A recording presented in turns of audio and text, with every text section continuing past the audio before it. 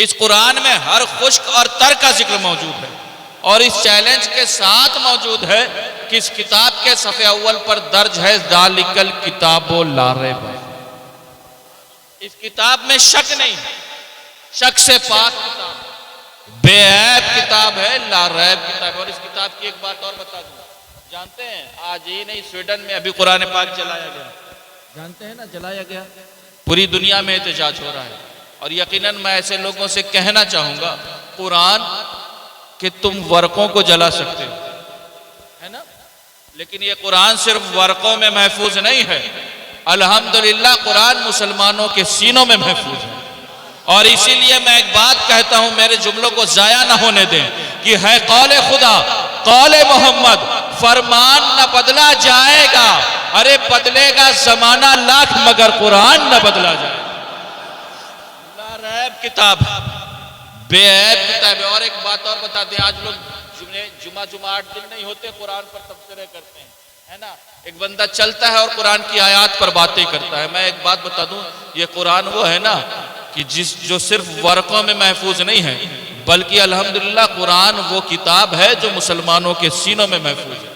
और ये वो किताब है जिसकी हिफाजत की जिम्मेदारी रब ने अपने जिम्मे करम में ले रखी है। और ये वो किताब है जिसका साथी रब ने अहले बैत मुस्तफ़ा को बना रखा है। अरे सुनो जमाने वालों, सुबह कयामत तक ये रसूल का खानदान रहेगा और सुबह कयामत तक ये कुरान। और मैं अपनी बातें शुरू करूं, सुनना चाहेंगे आप? नात के 2 अशार पेश करूं? क्या बोला था मैंने? अच्छा देखो, लोगों को इतना याद है, ये अल्लाह इनकी दिलचस्पी को बरकरार रखे, इनके शौक और जज्बे को सलामत रखे। देखिए बहुत खुशी होती जब जवाब इधर से मिलता, क्योंकि अल्हम्दुलिल्लाह इधर वालों को सब कुछ याद है, लेकिन अगर जवाब आप सामने से आ जाए तो फिर सीना चौड़ा हो जाता है ना। मैं सारी बातें करूंगा, लेकिन हम्द के 2 अशार से शुरू करूं अपनी बातें कि हमदो सना है तेरी कौनो मकान वाले, हमदो सना है तेरी कौनो मकान वाले, ऐ रब पे हर दो आलम दोनों जहान वाले, ऐ रब पे हर दो आलम दोनों जहान वाले। और मैं उसकी दस्तरस में हूं मगर वो मुझे मेरी रजा से मानता, मैं उसकी दस्तरस में हूं मगर वो मुझे मेरी रजा से मानता है। और वो मेरी हर कैफियत क्यों ना जाने, वो मेरे सब हवाले जानता है, वो मेरी हर कैफियत क्यों ना जाने, वो मेरे सारे हवाले जानता है। और हवा के दोष पर लफ्जों के कारवां उतरे, हवा के दोष पर लफ्जों के कारवां उतरे, तेरी हयात के पैगाम जावेज़ां उतरे। और लिए चरागे हिदायत अंधेरी रातों, लिए चरागे हिदायत अंधेरी रातों में। अरे रसूल पाक के बेटे कहां कहां उतरे, रसूल पाक के बेटे कहां कहां उतरे। यही वो जमीन है जहां पर रसूल की नबी का खानदान आता है, इसी सरजमीन पर आता है ना आपके बीच में, और आता है और आपको सिखा करके चला जाता है कि जिंदगी गुजारना है, बात ये नहीं। और उस नबी के शहजादे को हम और आप हुजूर अशरफुल औलिया के नाम से जानते हैं। आज जानते हैं, आज फसलें लग गई हैं, काटने वाले बहुत से तैयार हो गए, है बात या नहीं। लेकिन मैं एक बात बता दूं, अल्हम्दुलिल्लाह अपनी निस्बतों पर जितना नाज करें कम, क्योंकि जानते हैं आप का मुर्शिद वो है ना जिसने फसल बोई है फिर तैयार है, बात या नहीं।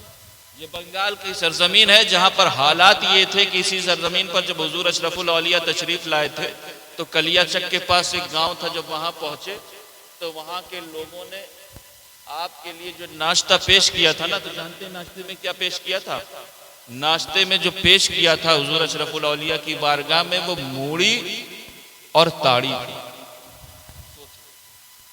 आज तो हमें खूब मसाइल पता है बात ये नहीं। सोचो जहां का तरीका ये था, ऐसी बंजर जमीन पर, ऐसी बंजर जमीन को जिस जात ने सरसब्ज़ो शादाब किया, उस जात का नाम हुजूर अशरफुल औलिया। इसीलिए मैं कहता हूं, अरे साहिबे फजले लाजवाब है वो, साहिबे फजले लाजवाब है वो, अशरफी बाग का गुलाब है वो। और मरकज़े लुत्फ़े शाह से मरकज़े लुत्फ शाहे समनानी, अरे गौसो ख्वाजा का इंतखाब है, गौसो ख्वाजा का इंतखाब है, वो जात हुजूर अशरफुल औलिया। और मैं एक बात बता दूं, जब आए थे ना हुजूर अशरफुल औलिया और आपके बीच में क्या देकर गए, आपके बीच में अगर आपने वो तोहफा दिया है जिसे हम और आप मखदूम अशरफ मिशन के नाम से जानते या नहीं जानते, है ना, हमारा नौजवान खूब जानता है, साल भर अपने मिशन के लिए मेहनत करता है। ये हुजूर अशरफुल औलिया अपनी बाड़ी बनाने के लिए नहीं, दिनों रात हुजूर ताजुल औलिया जो दौड़ रहे हैं वो किस लिए दौड़ रहे हैं, अपनी बाड़ी नहीं बल्कि रसूलुल्लाह की बाड़ी बनाने के लिए। क्यों? क्योंकि मस्जिद खुदा का घर है तो मदरसे रसूलुल्लाह का। सोचो अपनी निस्बतों पर जितना नाज करो। और मैं एक बात बता दूं, अगर पीर कोई तोहफा दे तो लोग है ना, यकीनन वफादारी है, पीर अगर कोई तोहफा दे तो हमें उसे कबूल करें। और आपके पीर ने जो तोहफा दिया है उस तोहफे का नाम क्या है, बोलो? मखदूम अशरफ मिशन। ये क्या तोहफा है? ये वो तोहफा पीर ने दिया है ना कि जिसकी खिदमत करोगे यहां भी कामयाब होगे और वहां भी कामयाब है। बात या नहीं? अल्हम्दुलिल्लाह, अल्लाह आपके हौसलों को सलामत रखे, आपको जज्बों को, आपके जज्बों को सलामत रखे। मैंने कुरान पाक की जिस आयत करीमा की तिलावत का शरफ हासिल किया, कुरान के हवाले से कुछ सुनना चाह रहे हो? सुनाऊं मैं? कुरान रब की किताब है, लारैब किताब है, बेऐब किताब। इस किताब की शान बताएं, सुनना चाहें? इस किताब के हवाले से उलमा फरमाते हैं कि इस किताब का मामला आज लोग कुरान को चैलेंज कर रहे हैं, है ना। मैं बता दूं, उलमा फरमाते हैं कि अल्लाह रब्बुल इज्जत ने इस कुरान को हजरत आदम अलैहिस्सलाम की तख्लीक से, यानी हजरत आदम अलैहिस्सलाम को बनाने से 50,000 साल पहले रब ने कुरान लिखा। बोलो कितने साल पहले? मैं चाह रहा हूं कि आज के जलसे में जब सुन करके जाओ ना तो लगे कुछ नया सुन करके गए, है बात या नहीं? रवायती बयान से हट करके सुने। सुनना चाह रहे हैं? खत्म कर देंगे। कितने साल पहले? 50,000 साल पहले। यानी आदम का सहीफा बाद में लिखा, नूह का सफीना बाद में लिखा, इब्राहिम का करीना बाद में लिखा, यूशा का जोदो तकवा बाद में लिखा, मूसा का जलाल बाद में लिखा, यूसुफ का जमाल बाद में लिखा, दिन और रात बाद में लिखे, चांद और सूरज बाद में पैदा किए। सबसे पहले रब ने आमिना के लाल के लिए, अब्दुल्ला के दुर्रे यतीम के लिए, फातिमा के बाबा के लिए, हसनैन के नाना के लिए कुरान। लारैब किताब, बेऐब किताब। और इस किताब के हवाले से मैंने बताया था ना, लारैब है। ये किताब लौहे महफूज पर थी, वहां लौहे महफूज से अल्लाह रब्बुल इज्जत ने जिब्रील के हवाले किया। जिब्रील पर शक न करना, रब ने उसे अपना अमीन बनाया है।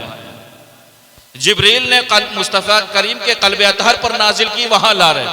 मुस्तफ़ा करीम के कल्बे अतहर से निकल करके नबी करीम की ज़बान अतहर पर आई, और मुस्तफ़ा करीम की ज़बान अतहर से निकल करके सहाबा के कानों से टकराई, वहां ला रहे।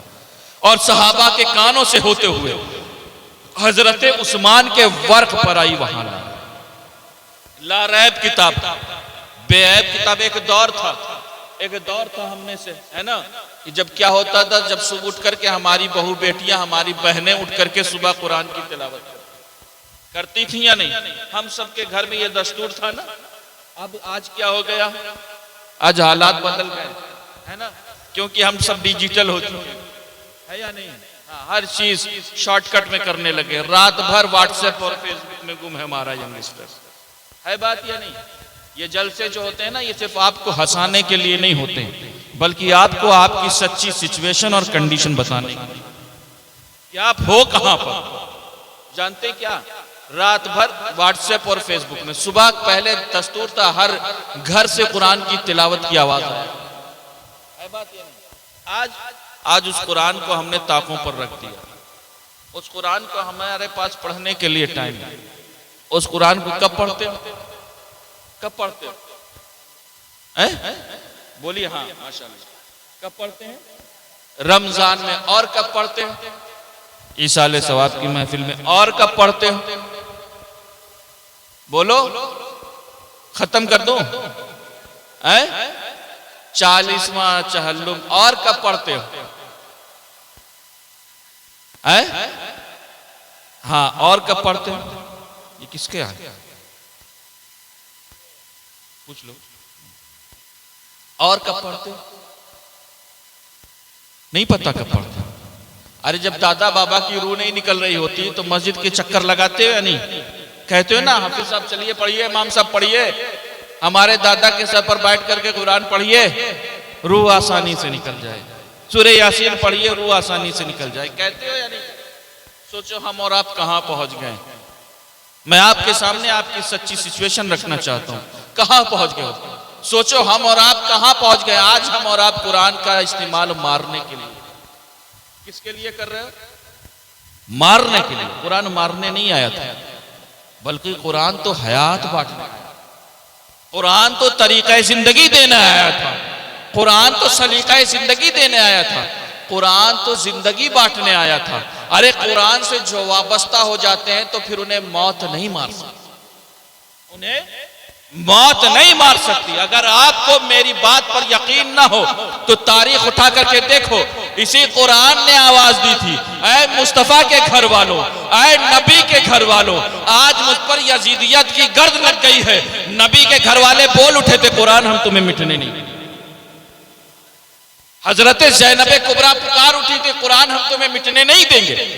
हजरत इमाम अली मुकाम पुकार उठे थे, कुरान हम तुम्हें मिटने नहीं देंगे, हम मोहम्मद शहीद करवाएंगे लेकिन तुम्हें मिटने नहीं देंगे, हम अली असगर अली अकबर कुर्बान करेंगे लेकिन तुम्हें मिटने नहीं देंगे, हम कासिम की जवानी राह खुदा में खर्च करेंगे लेकिन तुम्हें मिटने नहीं देंगे। अरे जानते हैं हजरत इमाम अली मुकाम इमाम हुसैन पुकार उठे थे, कुरान हम तुम्हें मिटने नहीं देंगे। क्यों? क्योंकि कुरान तेरा मेरा जोड़ पुराना, कुरान तेरा मेरा जोड़ पुराना है। अरे कुरान तू मुस्तफा के सीने पर उतरा है। इमाम अली मुकाम पुकार उठे थे, कुरान तू मुस्तफा के सीने पर उतरा है और मैं मुस्तफा के सीने पर खेला, हम तुम्हें मिटने नहीं देंगे, खुद मिट जाएंगे, खानदान कटा देंगे लेकिन तुम्हें मिटने नहीं देंगे। हजरत इमाम अली मुकाम पुकार उठे थे, कुरान तेरा मेरा जोड़ पुराना है। अरे कुरान तू तकमील की तरफ बढ़ रहा था और मैं बुलूग की तरफ बढ़ा, तब इस कुरान ने आवाज दी थी, आए मुस्तफा के घर वालों, आए नबी के घर वालों, अरे फिर गवाह रहना, तुम हमें मिटने ना देना, तुम्हारे जिस्म के 1000 टुकड़े हो जाएं, हम तुम्हें मरने नहीं देंगे, हम कयामत तक ये ऐलान करते रहेंगे, वला तक़ूलू लिमन युक़्तलू फी सबीलिल्लाह। तो कुरान दिल की उजड़ी हुई वादियों को आबाद करता है, कुरान दिलों से अंधेरों का खात्मा कर देता है, कुरान दिलों में ईमान के दीपक जला देता है। इसीलिए तो मैं कहता हूं हक बयानी हुसैन देते हैं। सुनना चाहोगे? हक बयानी हुसैन देते हैं, जिंदगानी हुसैन देते हैं। अरे अपनी दहलीज के फकीरों को हुक्मरानी हुसैन देते हैं। हक बयानी बोलो हुसैन देते हैं, हक बयानी हुसैन देते हैं, जिंदगानी हुसैन देते हैं। अपनी दहलीज के फकीरों को हुक्मरानी हुसैन देते हैं और सबको लंगर अली से मिलता है। खाते हो लंगर या नहीं? है ना? हम किसी भी अल्लाह वाले के आस्थाने पर जाते हैं, क्या करते हैं? लंगर खाते हो ना। हमारा ईमान और अकीदा है, ना हम ऐसे आस्थानों से खाली हाथ आते हैं ना खाली पेट आते हैं, है बात या नहीं? है ना? हमारे दामन भी गौहरे मुराद से भर जाते हैं और हमारे पेट भी उनके लंगर से भर जाते हैं, होता है या नहीं? सबको लंगर अली से मिलता है। और ये लंगर कहाँ चल रहा है? ये जितने दुनिया के गोशे गोशे में आपको औलियाए कामिलीन नजर आ रहे हैं, ये सब मौलाए कायनात के दर का सदका। इसीलिए तो मैं कहता हूं कि शेर खुदा जहां में कोई दूसरा नहीं, शेर खुदा जहां में कोई दूसरा नहीं। अरे उनके बिना चराग किसी का जला नहीं, उनके बिना चराग किसी का जला नहीं। और ऐसा जहां में मौला अली ही का बाग, ऐसा जहां में मौला अली ही का बाग है। अरे पानी मिले मिले ना मिले सूखता नहीं, पानी मिले मिले ना मिले सूखता नहीं। हक बयानी हुसैन देते हैं, जिंदगानी हुसैन देते हैं। अपनी दहलीज के फकीरों को हुक्मरानी हुसैन देते हैं और सबको लंगर अली से मिलता है। अगर इस अशार को सुनने के बाद, इस शेर को सुनने के बाद आप खामोश हो जाएंगे तो फिर मैं भी खामोश हो जाऊंगा, फिर मैं समझ जाऊंगा कि आप सुनना नहीं चाह रहे। हक बयानी हुसैन देते हैं, जिंदगानी हुसैन देते हैं, अपनी तहलीस के फकीरों को हुक्मरानी हुसैन देते हैं, और सबको लंगर अली से मिलता है, सबको लंगर अली से मिलता है। अरे और पानी हुसैन देते हैं, और पानी हुसैन देते हैं। एक मर्तबा हुसूल बरकत के लिए, तलब अमन आफियत के लिए, तमाम आफात और बलियात से हिफाजत के लिए, जिंदगी की किसी एक रात अपने आका की रुखे नूर की जियारत के लिए दुरूद पाक का नजराना पेश करें और पढ़े बाबा से बुलंद अल्लाह सैयदना मौलाना मोहम्मद वाला आले सैयदना मौलाना मोहम्मद सफियाना बियाना मौलाना वाला ले सैयदना मौलाना मोहम्मद।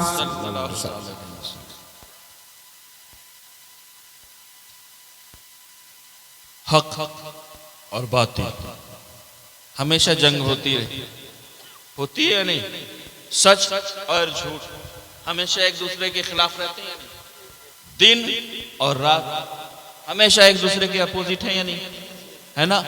अंधेरा और रोशनी हमेशा एक दूसरे के खिलाफ है या नहीं? ऐसे ही हक और बातिल हमेशा एक दूसरे से टकराते रहे। कभी हजरत इब्राहिम खलीलुल्लाह ने नमरूद की खुदसाख्ता पैरने उलूहियत को तार तार किया है, तो कभी हजरत मूसा कलीमुल्लाह ने फिरऔन को गर्का बिनील किया, और कभी मोहम्मद रसूलुल्लाह सल्लल्लाहु ताला अलैहि वसल्लम ने अबू जहल और अबू लहब के तकब्बुर को खाक में मिलाया। जब खिलाफत उज़्मा भी यजीद का तख्ते मश्क बन चुकी थी, आईने इस्लाम और कवानीन इस्लाम की जगह आमिरियत खेमज़न थी, जोशे जिहाद की जगह नातवानी और कमजोरी ले चुकी थी, जुल्म और सितम के सामने खुशामेदाना खामोशी थी, उस वक्त खूंखार सिफत भेड़िया यजीद के सामने कलमा हक कहने वाले वही थे जिनकी रगों में हाशमी खून दौड़ता। उस वक्त वो हुसैन सिपा सालार इस्लाम है, जो नवासे मुस्तफ़ा है, जो जो नवासे मुस्तफ़ा है, जो जिगर गोशे शेरे खुदा है, जो नूरे ऐने फातिमा जहरा है, जो बिरादरे हसने मुश्तबा है, जो पैकरे रुश्दो हुदा है, जो आईने तस्लीमो रजा है, जो शहीदे करबो बला है, और जिनका खून इस्लाम की बका। इसीलिए तो मैं कहता हूं कि जानते हैं, एक बात और बता दें, तारीख शाहिद है कि दुनिया पर बड़े बड़े बादशाहों और राजाओं ने और महाराजाओं ने, लेकिन इनकी बादशाह तभी तक रही जब तक ये तख्ते शाही पर। फरियादी इनकी बारगाह में तभी तक आए, साइलों ने इनके शान में कसीदे तभी तक पढ़े जब तक इनके सरों पर बादशाहत का ताज चमका। शायरों ने इनकी बारगाह में कसीदे तभी तक लिखे जब तक ये शाही खजानों के मालिक रहे। लेकिन खुदा की कसम, अल्लाह के नेक बंदों की जमात ऐसी जमात है जिनकी बादशाहत जिस तरह कल कायम थी उसी तरह आज कायम है और सुबह कयामत तक कायम है। कभी आपने सोचा कि आखिर उनके अंदर बादशाहत क्यों? आज अगर कोई नेता आपको बुलाता है अपनी सभा में, तो आपको बुलाने के लिए न जाने कौन कौन से वादे करता है या नहीं करता, है ना? तब आप जाते हो। और ये अल्लाह वाले आस्थाने ऐसे हैं, अल्लाह वालों के आस्थाने, कि जानते हैं वो जब बुलाते हैं तो फिर हम जानते हैं, फिर हम मौसम का मुंह नहीं देखते, बल्कि उनकी आवाज पर लब्बैक कहते हुए पहुंच जाते हैं। फिर न जाने कितनी रास्ते की तकलीफें बर्दाश्त करते हैं, लेकिन हमारा यकीन रहता है कि हम ऐसी बारगाह में जा रहे हैं कि जिनकी बारगाह में सिर्फ हम पेश हो जाएं तो हमारे खाली दामन गौहर मुराद से। क्यों? क्योंकि इनकी बादशाहत जिस तरह कल कायम थी उसी तरह आज कायम है और सुबह कयामत तक। आखिर आपने सोचा, देखिए ये शीरीन आ चुकी, ये शीरीनी ये बताने के लिए है कि अब तकरीर खत्म करो और दुरूद और सलाम करो। ये इंडिकेटर है इंडिकेटर गाड़ी में होता है या नहीं है? जानते हो ना, अगर वो इंडिकेटर वो होता है कि जिससे आपको पता चलता है कि आपको लेफ्ट मुड़ना है या राइट मुड़ना है या नहीं। पीछे वाला जान जाता है जैसे आपने ऑन किया कि ये बंदा दाएं जाएगा या बाएं जाएगा, लेफ्ट जाएगा या राइट जाएगा, है या नहीं। इसी तरह जलसों में भी एक इंडिकेटर होता है। हाँ, जब शीरीनी आ जाए तो समझ जाओ जलसा खत्म कर दो।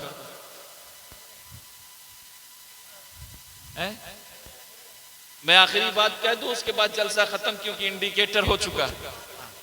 इंशाल्लाह फिर किसी और मौके पर, क्योंकि आज अपने ऐसा वक्त दिया जो बंदा सबसे दूर में आया था उसे सबसे देर में बुलाया। अजीब मामला है चांदपुर वालों का। आइंदा अगले साल पहले वादा करूंगा कि जो दूर से आएगा वो सबसे पहले आएगा, है ना, तब काम बनेगा, वरना फिर नहीं चलेगा। हाँ, इतने आदमी रहे ना रहे मुझे कोई फर्क नहीं पड़ता। अल्हम्दुलिल्लाह हम जानते हैं हम वो 72 वाले हैं जो करबला के मैदान से निकले। हम तादाद नहीं देखा करते, हम हौसले देखा करते हैं। आप जितने हैं उतने काफी हैं, बस जिंदगी दिली के साथ सुनिए। मैं बयान कर रहा था कि तारीख शाहिद है, एक से एक बादशाह है और चले गए, आज उनका कोई नाम लेवा नहीं।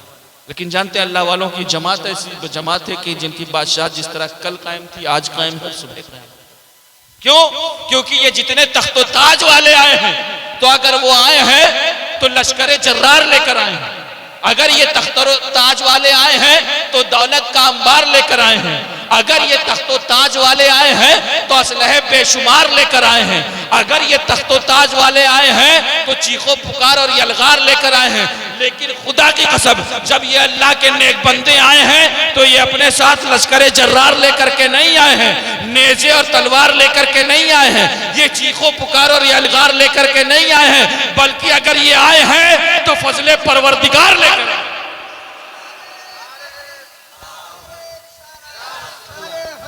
आली जिंदाबाद जिंदाबाद, अल्लाह अकबर। फजले परवरदिगार लेकर आए हैं, मुस्तफा का शियार लेकर आए हैं, इन्ना दीना इंदल्लाहिल इस्लाम की पुकार लेकर आए हैं, कुल जाल हाको वज़ाकल बातिल का नारा पुरवकार लेकर आए हैं, लक़द काना लकुम फी रसूलिल्लाहि उस्वतुन हसना की बहार लेकर आए हैं, जज्बे खुलूसो इशार लेकर आए हैं, दिले बेगुबार लेकर आए हैं, मोहब्बत और प्यार। सुभान अल्लाह। इसीलिए मैं कहता हूं कि तख्त और ताज पर हुकूमत करने वालों ने सिर्फ दिलों पर राज किया है, लेकिन टूटी चटाई पर बैठ करके हुकूमत करने वालों ने दिलों पर नहीं बल्कि हमारे दिलों पर राज किया। सुभान अल्लाह। इनकी बादशाहत जिस तरह कल कायम थी उसी तरह आज कायम है और सुबह कयामत तक कायम है। आने वाला कौन आता है? आने वाला वही आता है जो जानते हैं नबी का शहजादा है। आता है इसी हिंदुस्तान की सरजमीन से, इसी हिंदुस्तान की सरजमीन पर संजर की सरजमीन से आता है अजमेर में और 92 लाख लोगों को कलमा पढ़ा करके चला। आने वाला कौन है? वही तो इमाम हुसैन का शहजादा है, जिसे दुनिया मखदूम अशरफ जहांगीर सिमनानी के नाम से जानती है।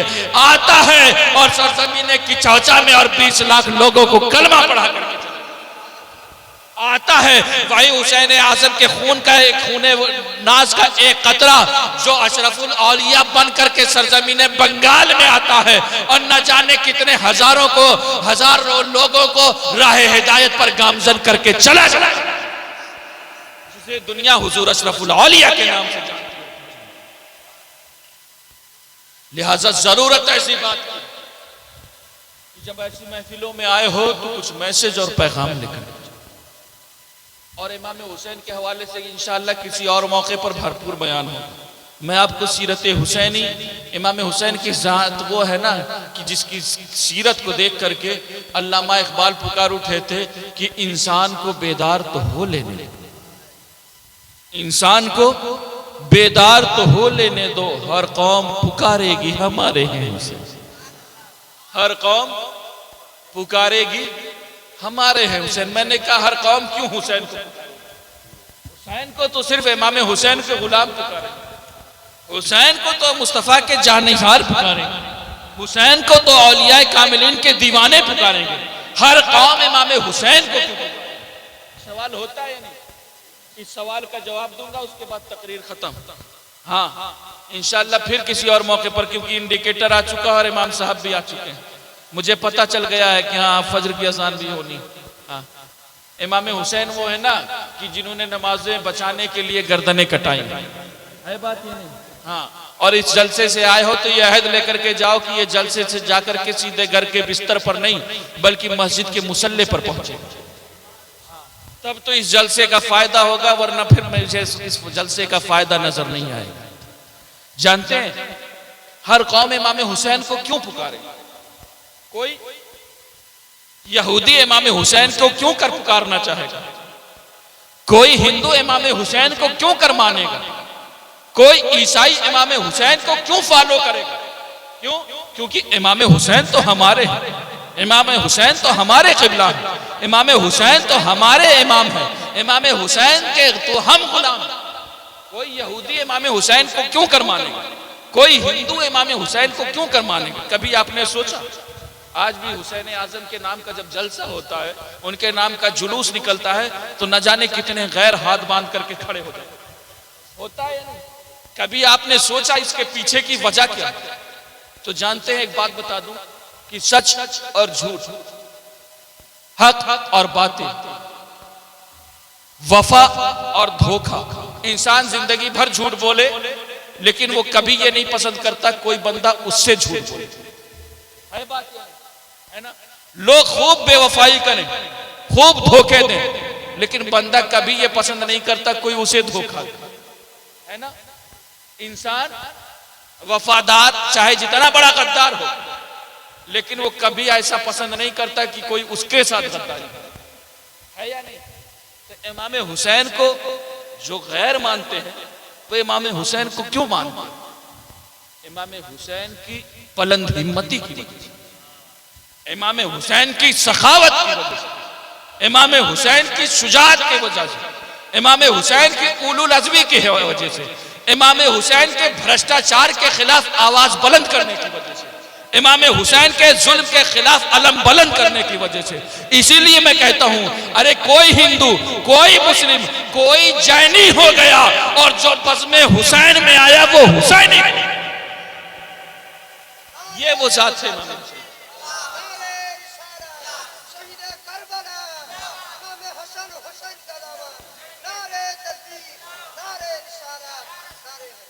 इसीलिए मैं कहता हूं अल्लाह अल्लाह ये मकाम हुसैन, आखिरी बात कह दूं तकरीर खत्म, अल्लाह अल्लाह ये मकाम हुसैन खुद लिखाएं उमर गुलाम हुसैन,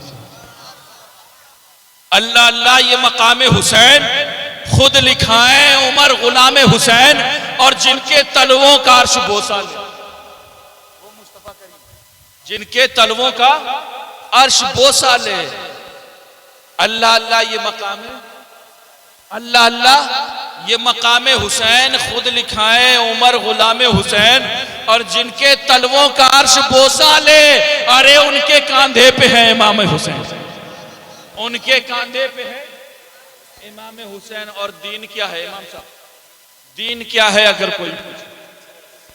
दीन क्या है अगर कोई पूछे? जानते हैं इसी इमाम हुसैन के शहजादे ने संजर की सरजमीन से, अजमेर की धरती से पुकार के कहा था कि सुनो, शाहस्त हुसैन, बादशाहस्त हुसैन, दीअस्त हुसैन, दीपनास्त हुसैन, सरदाद नदाद, दस्त दर दस्त यजीद, हक्का के बिना ला इलाज, है ना? ये इमाम हुसैन के बारे में इमाम हुसैन के शहजादे है ना, ये फारसी में कहा था, मैं उर्दू में सुनाऊं? सुनना चाहोगे? हैं? ऐसे ही खाली खाली सुनोगे? अभी तो खूब झूम रहे थे हमारे जब आए थे नाथ खां साहब, अख्तर परवाज साहब, अब आप नहीं झूम रहे, सुनना चाहेंगे? हाँ, अल्लाह अल्लाह ये मकाम हुसैन खुद लिखाएं उमर गुलाम हुसैन, जिनके तलवों का अर्श बोसा ले, उनके कांधे पे है इमाम हुसैन। और दीन क्या है अगर कोई पूछे? दीन क्या है अगर कोई पूछे? अरे साफ कह दीजिए इमाम हुसैन, साफ कह दीजिए इमाम हुसैन। और इमाम हुसैन की जिंदगी से एक सिर्फ आखिरी वाकया पेश करूंगा, उसके बाद तकरीर खत्म। इमाम हुसैन ने जब अपना पूरा कुनबा लुटा दिया था ना, हजरत अली अकबर की शहादत हो चुकी, हजरत अली असगर की शहादत हो चुकी, नन्हे औनो मोहम्मद भी राह खुदा में शहीद हो चुके, हजरत अब्बास लंबरदार के भी बाजू कट चुके, जब पूरा कुनबा लुट चुका है, सब शहीद हो चुके हैं। अब इमाम हुसैन जब आखिरी सलाम के लिए जब खेमे के अंदर दाखिल होते हैं ना, मैं अपनी तकरीर से एक मैसेज देना चाहता हूं। हमारी माएँ बहनें सुने, आज उन्हें लगता है यार इस्लाम में तो बाउंडेशंस बहुत है, इस्लाम में तो कैद बहुत है, इस्लाम में तो औरतों से के पर्दे का हुक्म है, औरतों को बेपर्दा ना निकलने का हुक्म है, औरतों को बाजार ना जाने का हुक्म है, न जाने कौन कौन सी बंदिशें। मैं अपनी माँ बहनों से कहना चाहूंगा और अपने नौजवानों से कहना चाहूंगा, होश के ना। इस्लाम तो वो मजहब है ना कि जिस मजहब ने औरतों को, एक दौर था कि जब मामला ये था कि बेटी पैदा होती थी और उसे जिंदा दरगोर कर दिया जाता। एक दौर दुनिया ने यह भी देखा था कि जब बाप के मरने के बाद बेटा ले जाकर के मां को अपनी मंडियों में बेच देता था।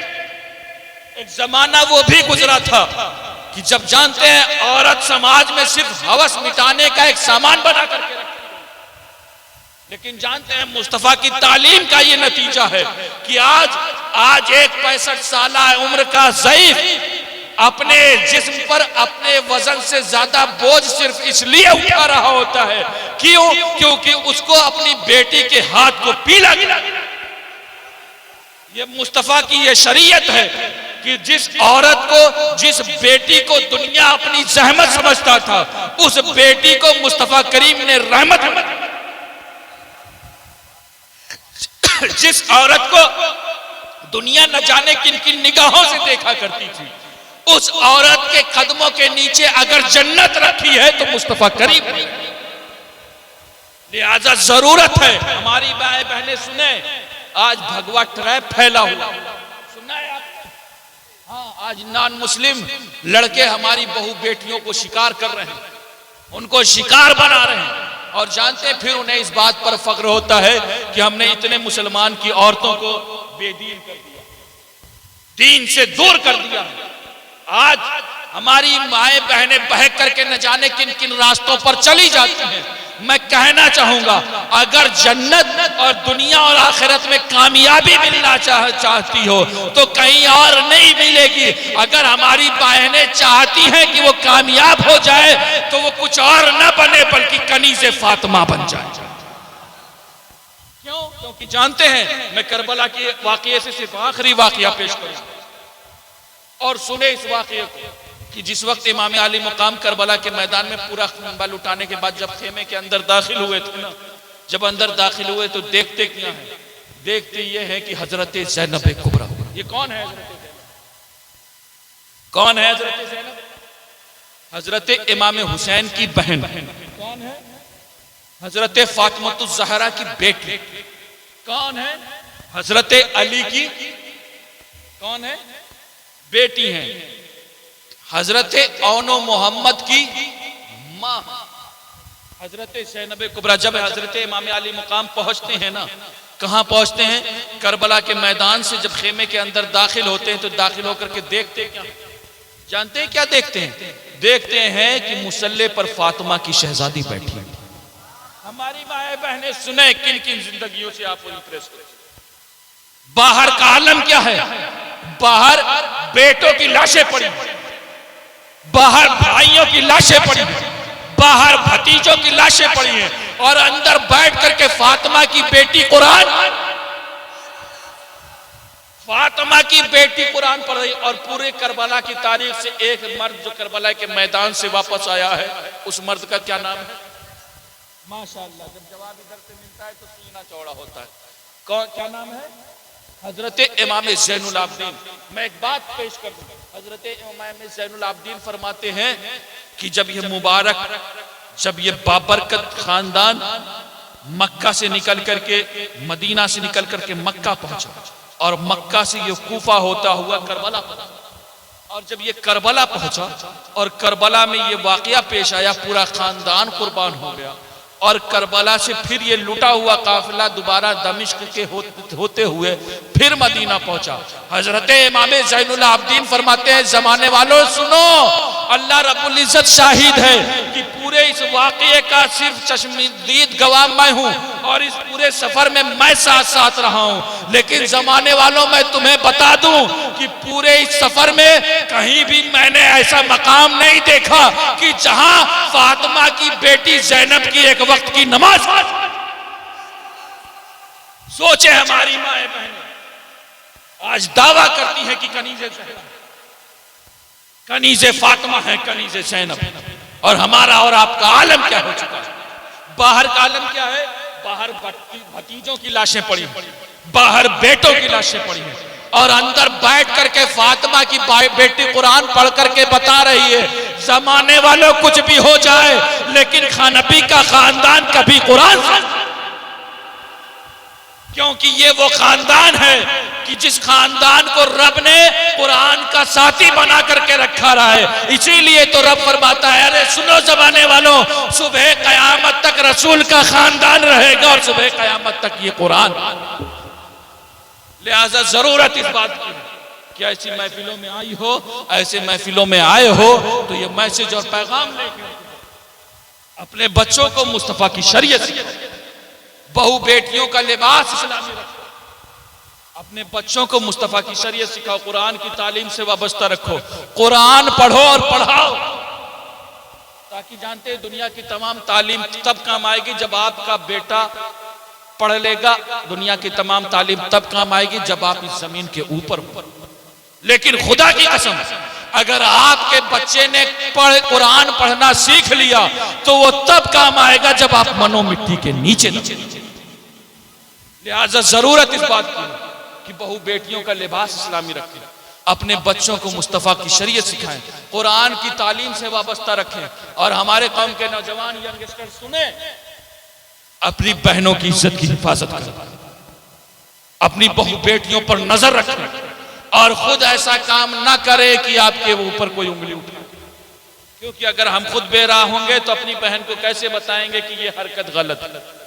बता सकते हो? नहीं बता सकते।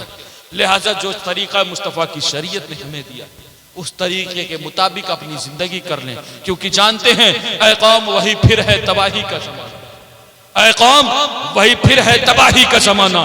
इस्लाम है फिर तीरे हवादिस का निशाना, और मिटते हुए इस्लाम का फिर नाम जली हो। लाजिम है कि हर शख्स हुसैन इब्ने अली हो, लाजिम है कि हर शख्स हुसैन इब्ने अली हो। तो असलाफ की अपनी तासीर ले ले, जबानों पे नारे तकबीर ले ले, और खुदा हमको शब्बीर सा हौसला दे। आमीन कहे। खुदा हमको शब्बीर सा हौसला दे कि दी के लिए गर्दन अपनी कटा दें। अस्तगफिरुल्लाह रब्बी मिन कुल्ली ज़ंबि व अतूबु इलैहि व मा अलैना इल्ला